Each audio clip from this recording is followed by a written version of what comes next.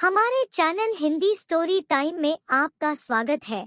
आज मैं the x murder house के तीसरे भाग के बारे में बताने जा रहा हूँ। तो चलिए शुरू करते हैं। पुलिस ने फिर भी अपनी तफ्तीश आगे बढ़ाई और पता लगाया कि वो कौन लोग हो सकते हैं जो हथौड़े से क्लतक कर सकते हैं। पुलिस ने 7-8 संदिग्धों की निशानदेही की। उनमें से एक शख्स तो ऐसा भी था जिसने कुछ अरसा पहले ही हथौड़े से अपनी बीवी, अपनी सास का क्ल किया था। लेकिन तफ्तीश में पता चला कि उस रोज उसकी मौजूदगी ही वहां नहीं थी। एक और को भी पकड़ा लेकिन वो भी उन क्ल का मुलजिम नहीं बन सका। पुलिस ने हथौड़े से क्ल करने के एंगल से खूब छानबीन की, लेकिन पुलिस को न कोई सबूत मिले और न ही कोई सुराग। पुलिस मूर फैमिली के साथ किसी की अदावत को भी साबित नहीं कर सकी।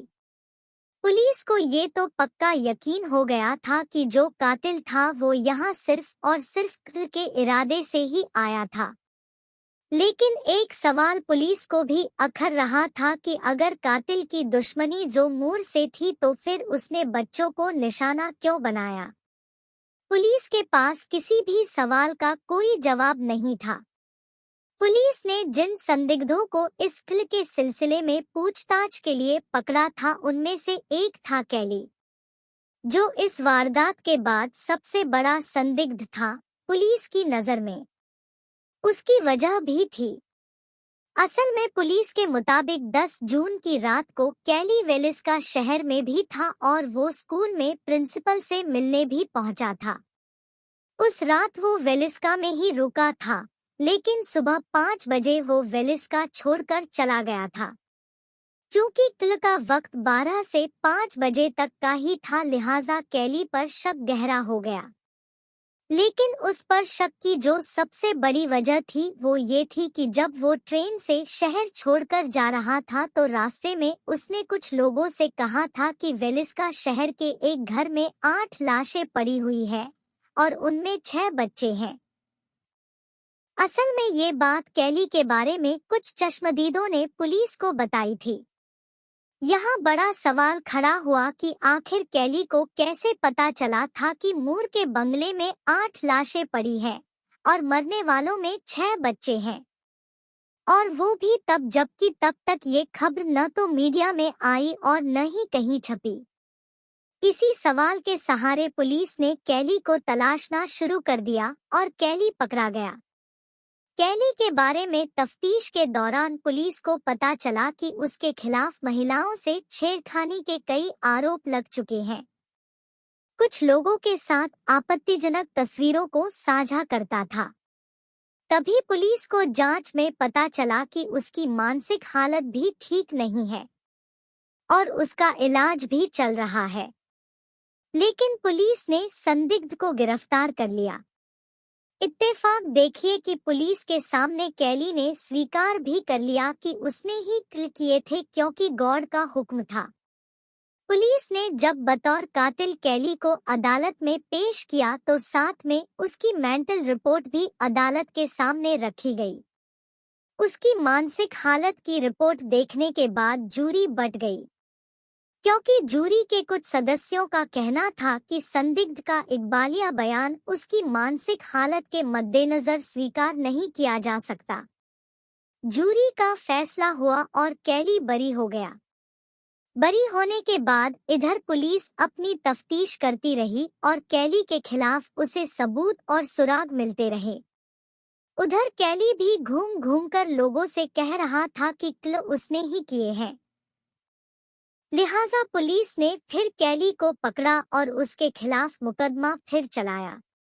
लेकिन कैली की बहकी बहकी बातों और उसकी मेंटल रिपोर्ट ने जूरी को हैरान कर दिया और पुलिस अदालत में कोई ऐसा ठोस सबूत भी पेश नहीं कर सकी जो ये साबित कर सके कि कैली ने ही 8 लोगों की हत्या की। अदालत ने दूसरी बार कैली को बरी कर दिया। पुलिस ने 6 और संदिग्धों को पकड़ा, लेकिन किसी के भी खिलाफ पुख्ता सबूत न होने की वजह से उन्हें भी मुलजिम नहीं बनाया जा सका। वक्त गुजरता रहा, पुलिस की तफ्तीश चलती रही, लेकिन क्ल की पहेली अनसुलझी ही बनी रही। उधर मूर फैमिली का वो बंगला और उससे जुड़े किस्सों की वजह से ज़माने में घोस्ट बंगले के रूप में बदनाम हो गया। बरसों तक बंगला वीरान रहा। इस बंगले की कहानियां इस कदर मशहूर हुई कि एक स्थिति ये आ गई कि लोग इसे दुनिया के सबसे डरावनी जगहों से एक करार देने लगे। घोस्ट बंगले के रूप में मशहूर होते ही इस बंगले को लेकर कई किस्से और कहानियां भी हवा में तैरने लगी। कई बरस बीत जाने के बाद पहले इस बंगलों के एक म्यूजियम के तौर पर तब्दील कर दिया गया, लेकिन वक्त गुजरने के बाद ये बंगला बिका, लेकिन उसकी पहचान नहीं बिकी।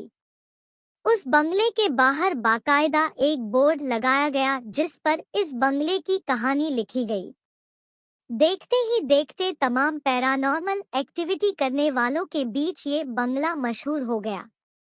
इस बंगले की डरावनी कहानियों और उनसे जुड़े किस्सों के बारे में सुनकर बंगले के मालिक ने इसे कमाई का जरिया बना लिया और बंगले को होटल में तब्दील कर दिया, जिसकी शर्त थी कि एक रात एक वक्त में सिर्फ 8 लोग ही यहाँ रुक सकते हैं, और वो भी अपनी जिम्मेदारी पर।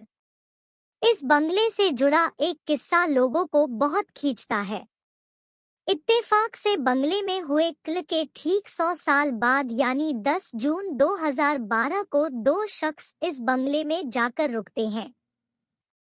अगले रोज सुबह उन 2 में से एक जख्मी हालत में मिलता है।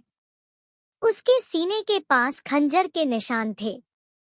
हालांकि जख्म मामूली था और जान को खतरे जैसी कोई बात नहीं थी, लेकिन ये बात रहस्य ही रह गई कि आखिर उस शख्स को चाकू किसने मारा था।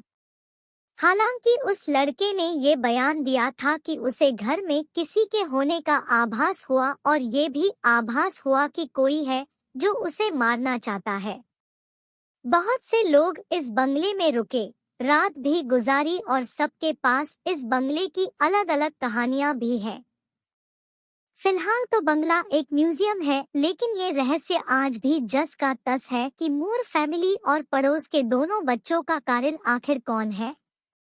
ये सवाल आज भी उसी बंगले के इर्द गिर्द जवाब की तलाश में भटक रहा है।